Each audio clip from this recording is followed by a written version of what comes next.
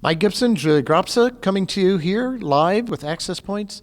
Lots today in the heart failure world. Let's start off with the Ironman study. I mean, a lot of folks out there with heart failure have anemia, and they looked at folks who had a hemoglobin level between 9 and 12 and then gave them an iron infusion. What did they find? That's very interesting because these patients had also an ejection fraction less than 45%. So it shows that these patients with heart failure, they really need the iron infusion. This was a one-shot high dose of iron infusion. And even though it was marginally different, it seems quite promising. It didn't really manage to give significant results, but these are quite important data that maybe they will be proven useful in the future. Also, the authors acknowledged that the difference between AFFIRM AHF trial, which has similar number of patients, around 1,100, but also it showed that these patients that in the AFFIRM AHF trial, they used acute hospitalization, where actually the Ironman used every hospitalization patient. So actually they include patients even from the outpatient clinics. Very important data that a long thought actually about iron levels and how to improvement in our heart failure patients.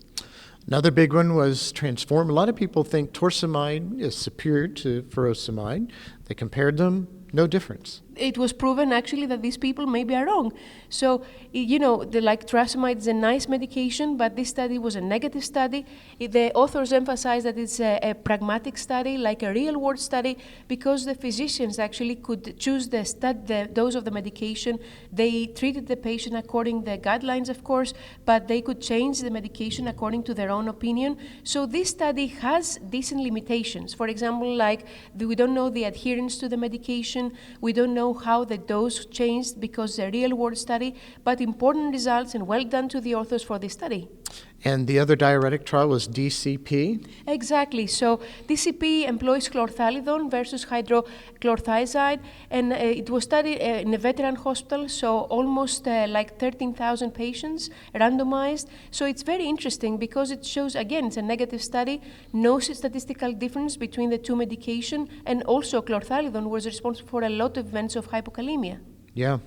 And then I think, for me at least, one of the most exciting studies today was, a lot of people with amyloid cardiomyopathy out there, the wild type, about 200,000, 500,000 of those patients. And, some of the attempts right now are just to turn down the production a bit or mop up the misfolded protein.